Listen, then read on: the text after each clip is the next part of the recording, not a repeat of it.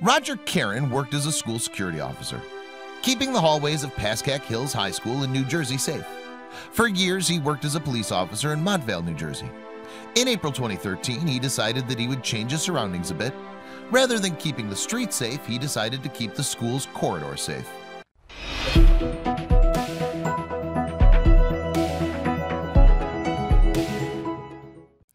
Pascack Hills is one of 2 high schools in the Montvale district. During the 2015-2016 school year, Roger had 841 students to look after and 70 full-time teachers. The school first opened its doors in 1965. Back then, the school was known for its state-of-the-art technologies. They had foldable walls to accommodate classes of different sizes. They also had a computer system that made it possible for the students to select their classes. This technology was likely due to a $12,000 donation to the Montvale district by the Ford Foundation. Over the years, the school was able to keep up with the times. In 2006, they opened a second gym to accommodate all the students. They also installed a new entrance to the school and a science wing. Pascack Hills was the first school to go paperless and giving each student their own laptop. In 2007, they upgraded by switching over to Apple MacBooks as the standard. All the work that the school put into making the school better made it one of the highest-ranking schools in the area. In 2011, the Washington Post named the school as the 62nd best in New Jersey. In September 2017, the school department decided to bring in-school police patrols in to keep the school safe. They chose to use retired cops. They were already trained in safety, CPR and first aid, and they had full police powers. Pascack Hills wasn't the only school to bring patrols to the hallways. About 68% of schools in America have a police officer walking the hallways. Since 1999, there's been an average of 10 school shootings each year. These statistics are what led the school departments to start putting officers on patrol to keep everyone in the school safe. There are some critics who question whether or not having an officer on the school grounds can prevent crime. They also say that students are often criminalized by their bad behavior when the principal would have better handled the issues.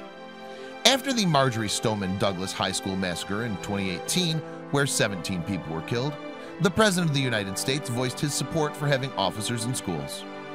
For Roger, most days were uneventful. He would walk the halls, making sure that everyone was safe and doing what they were supposed to be doing. One day in April, this all changed. He was able to save the day thanks to his training and his knowledge. Sarah Bazzini was a senior at Pascack Hills High School. She was a good student, and she planned to go to college to study for a career in law enforcement. When she was a little girl, she loved to dress up and play police officer. It was all that she ever wanted to do. It wasn't her aspiration to be a police officer that put her in Roger's path on that April day. Each day, Sarah would go to the cafeteria, eat her lunch, and then head back to class. On that day, she was in a hurry. She was a bit late getting to lunch, so she had to eat quickly and get back to class. When Sarah got up to head back to class, Roger noticed there was something off about the teen. She was staggering while trying to walk, and Roger noticed that her lips were turning blue. At first, he didn't know what was going on. When he suddenly realized what was wrong, he knew that he had to act quickly. When Sarah got close to Roger, she gave him the choke signal.